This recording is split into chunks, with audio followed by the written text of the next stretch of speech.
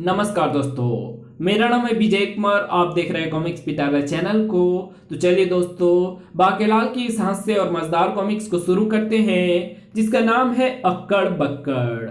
आप देख सकते हैं इसका कवर पृष्ठ, जो कि कुछ इस तरह का है। तो चलिए इसकी शानदार स्टोरी को हम शुरू करते हैं।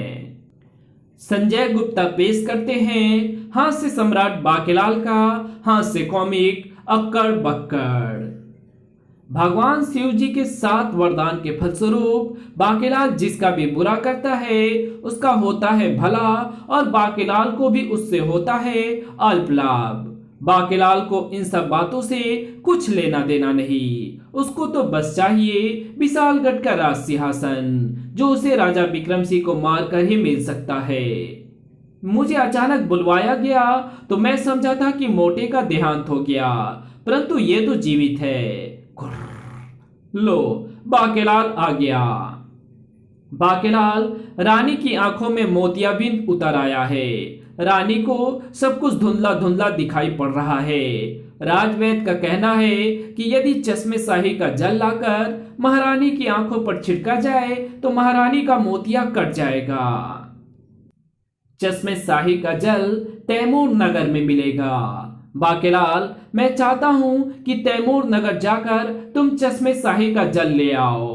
जैसी आपकी आज्ञा। बाकेलाल तैमूर नगर को चल दिया। चलो, अच्छा हुआ। तैमूर नगर आने जाने में मिले समय में मैं मोटे मुच्छर राजा विक्रम सिंह को खत्म करने की कोई योजना भी बना लूंगा। वन में कहीं पर। ये आप क्या कह रहे हैं राक्षस गुरु धुन्ना? नहीं, ये नहीं हो सकता। यदि ऐसी बात थी तो आपने मुझे पहले क्यों नहीं बताया? ये रहस्य बताते ही मेरी तुरंत मृत्यु हो जाती। अब तुम्हें बताकर मुझे थोड़े ही मरना था, इसलिए मैं चुप रहा। किंतु अब जब मेरा अंतिम समय आ ही गया है तो मैं तुम्हें ये रहस्य बता रहा हूं। पुत्र अक्कड़, तुमने अभी अभी बताया कि तुम्हारी आंखों की रोशनी कम हो गई है। चमगादड़ की आंख के आंसू अपनी आंखों में डालने पर भी रोशनी नहीं बढ़ी। किसी ने उल्लू की आंख को पान के पत्ते में डालकर चबाने की सलाह दी थी, मैंने वो भी करके देख लिया। पुत्र अक्कड़, मृत्यु का अंधकार तुम्हारे नेत्रों में बढ़ता जा रहा है। शीघ्र ही तुम्हारी बम्बोबो होने वाली है। ऐसा ना कहें राक्षस गुरु, अभी तो मेरे खेलने खाने के दिन है। अभी तो मेरे खून के दांत भी नहीं टूटे। हाँ, ये तो तुमने ठीक कहा। मानव में दूध के दांत होते हैं और हम राक्षसों में खून के दांत।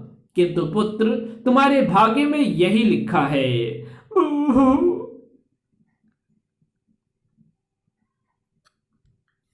तो फिर इसका अर्थ ये हुआ कि भैया बक्कड़ का भी अंतिम समय निकट आ गया है, क्योंकि वो और मैं तो जुड़वा राक्षस हैं। नहीं पुत्र, वास्तव में तुम्हारे जुड़वा भाई के कारण ही तो तुम्हारे प्राणों पर आ पड़ी है। क्या मतलब राक्षस गुरु धुन्ना? मतलब ये पुत्र अक्कड़ कि तुम्हारे जन्म के समय स्थानांतरण योग के कारण तुम्हारी आयु तुम्हारे भाई बक्कड़ को स्थानांतरित हो गई है। इस कारण तुम तो हो गए अल्पायु और तुम्हारा जुड़वा भाई बक्कड़ हो गया दीर्घायु। यदि तुम दीर्घायु होना चाहते हो तो एक उपाय अभी भी है, किंतु परंतु गया भाड़ में। आप उपाय बताएं। तुम्हें अपने भाई बक्कड़ का बम्बे बोक करना है और उसका खून पीना होगा। हम अरे, कहां चला? राक्षस होकर लस्सी पीने तो मैं जाऊंगा नहीं, अपने भाई का खून पीने जा रहा हूं।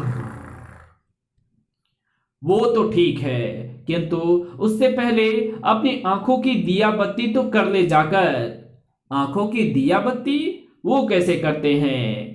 दिया बत्ती चिरायु का प्रतीक है पुत्र। उसके लिए तुम्हें चश्मे शाही जाना होगा। चश्मे शाही का जल एक दिए में लेकर, अंधेरी रात में दिया हाथ में लेकर उसकी बाती जलाने की चेष्टा तब तक करनी होगी जब तक तू बक्कड़ का काम तमाम नहीं कर देता। इस प्रकार दिया बाती करने से तेरी आंखों की बत्तियां अमावस की रात की तरह जगमगा उठेंगी। अरे, इनकी तो बॉम्बे बो हो गई। अमावस की रात तो अंधेरी होती है, ये भी नहीं समझाया कि मेरी आंखें उसकी तरह जगमगा कैसे उठेंगी। अच्छा राक्षस गुरु, तो मैं चलता हूं। यदि मुझे बक्कड़ बो की बॉम्बे बो ना करनी होती तो मैं आपका अंतिम संस्कार अवश्य करता। मैं तुम्हारा शव घसीट कर बाहर चौड़े में रख देता हूँ। चील, कौवे, जीव जंतु और कीड़े मकोड़े आकर खा जाएंगे, वरना यहाँ पड़े पड़े तो सड़ोगे। बांकेलाल जल्द ही तैमूर नगर जा पहुंचा था। काश मोटे मुच्छर राजा विक्रम सिंह की आंखों में मोतिया रोग हुआ होता तो मैं चश्मे शाही के जल में सड़ाद बूटी का रस मिला देता, जिससे मोटी की आंखों से आरंभ हुई सड़ाद उसके पूरे शरीर में फैल जाती और शीघ्र मोटी की मृत्यु हो जाती और तब मुझे ही बनाया जाता विशालगढ़ का राजा। अरे, यहां पर क्या हो रहा है? ओह, परदेसी हो, देसी हो या परदेसी भैया, पीछे लग लो, ऐसा अवसर बार बार नहीं मिलेगा। मगर पता तो चले कि यहां पर हो क्या रहा है। लोगों ने ये पंक्ति यहां पर क्यों लगा रखी है? मैं तुम्हें सोना देता हूं वत्स, आपकी जय हो ऋषि मर्ची। यहां तो कोई ऋषि इन लोगों को कुछ दे रहा है, जैसे उसे सोना। मुझे विवाह के लिए सुंदर कन्या दे ऋषिवर। तेरे पिताश्री का राज है जो तेरी मर्जी से वर दूंगा। वर मैं अपनी मर्जी से देता हूं। ले, तू भैंस ले जा। ये भैंस? किंतु मुझे तो दूध निकालना भी नहीं आता। गोबर के उपले थापना तो आता ही होगा। जा, उपले थाप। बा, भैंस तो मेरे किसी काम की नहीं। ठहरो भैया, भैंस लेने में कोई हानि नहीं। तुम ये भैंस किसी दूधिया को बेच देना। ऐसा सोचना भी पाप है। ये ऋषि मर्जी है, अपनी इच्छा से जो भी देते हैं उसे लेना ही पड़ता है। उनकी दी हुई वस्तु को हम किसी को ना तो दे सकते हैं ना तो बेच सकते हैं। ऐसा करने वाले को भयंकर नारकीय यातनाएं भुगतनी पड़ती है। नगर में रहने वाले प्रत्येक व्यक्ति को इनसे कुछ न कुछ अवश्य लेना ही पड़ता है, अन्यथा उसे भी यातनाएं भुगतनी पड़ती है। हो सकता है उसकी मां मर जाए या उसकी टांग टूट जाए। लो भक्तनी, मैं तुम्हें ये बेलन प्रदान करता हूं, ये कभी टूटेगा नहीं। वाह, मुझे ऐसी ही बेलन की आवश्यकता भी थी। महाराज, मैं राज्य मंत्री हूं, मुझे क्या दोगे? मैं तुम्हें सुनसान नगर का राजपाट प्रदान करता हूं। तू थोड़ी ही देर में वहां पहुंच जाएगा। राजपाट? यानी कि अब मैं राजा हो गया? जय हो ऋषि मर्जी महाराज की जय हो।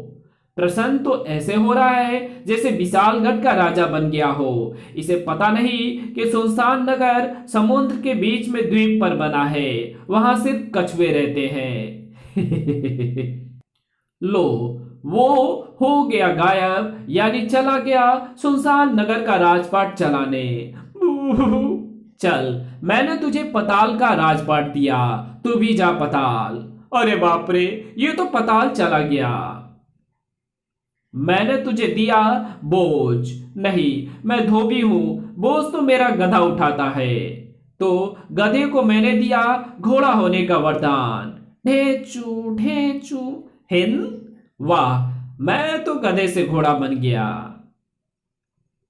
और मुनिवर, मुझे क्या मिलेगा? तुझे मैंने दिया हल चलाने का वरदान, अब तुझे बैलों की आवश्यकता नहीं होगी। अरे, पंक्ति तो बहुत छोटी रह गई है। बेटा बाके तू यहां से खिसक ले, कहीं तुझे भी ये ऋषि कुछ ना दे दे। अरे मानो, भयभीत मत हो, मैं परदेशियों को नहीं देता। बाके ने घोड़ा दौड़ाया और तो फिर उसको सीधे चश्मे शाही पर ही रोका। रुक जा चेतक, चश्मे शाही यही है, मगर इसमें तो केवल चुल्लू भर पानी ही बचा है। तेरे डूब मरने के लिए काफी है, राजा के दुश्मन बाकेलाल। मुझे भी तो इतना ही चाहिए, और मुझे भी। धाड़। ओह, ये किस नामुराद ने लात मारी? मेरा नाम है राक्षस अक्कड़। राक्षस? ये मुसीबत कहां से आ गई? चल भाग जा, मैं यहां चश्मे शाही का जल लेने आया हूं।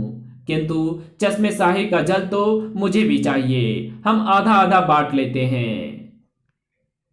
जल है ही कितना जो बांट ले, इससे पहले कि मेरे भीतर का राक्षस जाग जाए और मैं तेरी बम्बे बोक कर दूं। जा, भाग जा, ये सारा जल मेरा है। आ! मुड़कर मत देखियो, बड़े बेआबरू होकर तेरे कुंचे से हम निकले। चेतक रुक जा, मत रुकिए कमबख्त। चेतक, मैं कहता हूं रुक जा, महाराज को क्या जवाब दूंगा? कुछ भी बहाना मार दूंगा, पर तू रुकियो मत कमबख्त। मैं कहता हूं रुक जा। ऐसा कहना तो पड़ता ही है, ताकि महल पहुंचकर मैं सच कह सकूं कि मैंने चेतक को रोकने की बहुत चेष्टा की थी, मगर ये कमबख्त भय के कारण रुका नहीं। तिगड़ तिगड़ तिगड़। राक्षस अक्कड़ ने दिए में चश्मे शाही का जल भरा। अगर मुझे क्षणिक भी विलंब हो जाता तो वो कमबख्त मानो चश्मे शाही का बचा खुचा जल लेकर चला गया होता। अक्कड़ दिए में बत्ती रखकर उसे जलाने की चेष्टा करने लगा। आग जलाने के लिए चकमक पत्थर मैं साथ ही लेता आया था। चकमक से सूखी घास पत्तियों में आग तो लग गई। अब इससे पहले कि आग बुझ जाए, मैं इस आग से दिए में रखी बाती जला लूं। अरे, ये बाती तो जल ही नहीं रही, मगर राक्षस गुरु ने तो कहा था कि चश्मे शाही के जल से बाती जल जाएगी। फिर जब काफी समय तक बाती नहीं जली, अब मैं दिया बाती मैं और समय व्यर्थ नहीं गवा सकता। इस बीच कहीं मेरी बॉम्बे पे हो गई तो फिर दिया बाती मेरे किस काम की? अब मैं पहले जाकर अपने जुड़वा भाई बक्कड़ को मारूंगा। बाकेलाल लौटा खाली हाथ। चेतक बेटे भाग, चश्मे शाही का जल तो नहीं मिला, किंतु यहां रुकना खतरे से खाली नहीं। राक्षस कभी भी फिर से लौट सकता है। असली राक्षस तो मेरे पीठ पर सवार होकर लौट रहा है। घुर्र, अपने राजा का बुरा चाहने वाला राक्षस ही तो हुआ। चेतक ने ठीक कहा था, राक्षस को भला मानवता एवं भाईचारे से क्या लेना देना। पुत्र बक्कड़ सावधान, तेरा भाई अक्कड़ तेरे खून का प्यासा होकर तेरी खोज करता हुआ इसी ओर आ रहा है। अरे राक्षस गुरु, आप आत्मा हो गए, आपकी बम्बे बो कब हुई? राक्षस गुरु ने बक्कड़ को सब कुछ बताने के साथ ही कहा, पुत्र बक्कड़, आज तक मैंने उससे ये रहस्य इसलिए छिपा रखा था ताकि वो तेरे प्राणों का शत्रु ना बन जाए, किंतु अपनी मृत्यु से पूर्व उसको ये भेद बताना तो आवश्यक था, किंतु साथ ही तेरे प्राणों की रक्षा करना भी मेरा कर्तव्य था, क्योंकि मैं तेरा भी गुरु था। इसलिए मैंने उसको चश्मे शाही के जल की दियाबाती करने को उकसाया। मूर्ख, इतना भी नहीं समझा कि जल से भला दिया कैसे जल सकता है। किंतु अब वो दियाबाती छोड़ पहले तुम्हें निपटाने के उद्देश्य से तुम्हें खोज रहा है। हुन तेरा की हो। अब उसके हाथों बचने का एक ही उपाय है कि तू स्वयं उसे खोजकर उसकी बम्बे बुक कर दे। क्या? हाँ, यदि तूने ऐसा नहीं किया तो वो तुझे समाप्त करके तेरी आयु ग्रहण कर लेगा और तू मेरी तरह भूत हो जाएगा, मतलब तू नहीं रहेगा। किंतु मैं तो रहना चाहता हूं। मैं अभी अक्कड़ को ढूंढकर उसका काम तमाम कर दूंगा। चलो, मैंने दोनों शिष्यों की रक्षा करके अपना फर्ज पूरा कर दिया। अब मैं भूत योनि से मुक्त हो गया। अक्कड़ मुझे ढूंढ रहा है और मैं बक्कड़ को। तभी वो रहा अक्कड़, वो रहा बक्कड़। बक्कड़ भाई क्षमा करना, तुम्हारा मरना बहुत आवश्यक है।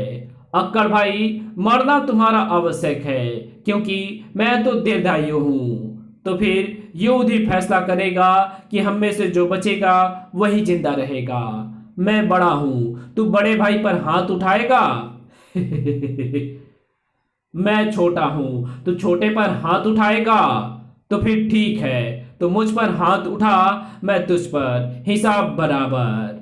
इस कहानी को यही खत्म करते हैं। इसके आगे कहानी पढ़ेंगे इसके पार्ट 2 में। तो मिलते हैं इसके दूसरे पार्ट में। तब तक के लिए बाय। अगर आपको ये वीडियो अच्छी लगी हो तो इस वीडियो को लाइक कर देना। चैनल पे नए हो तो चैनल को सब्सक्राइब कर बेल आइकन को जरूर प्रेस कर देना। और जहां इस वीडियो की जरूरत हो वहां इसको शेयर जरूर कर देना। और हमारे दूसरे चैनल डिवाइन टेक्नोलॉजी और टॉप 10 पिटारा को जरूर से सब्सक्राइब कर देना। Thanks for watching my videos.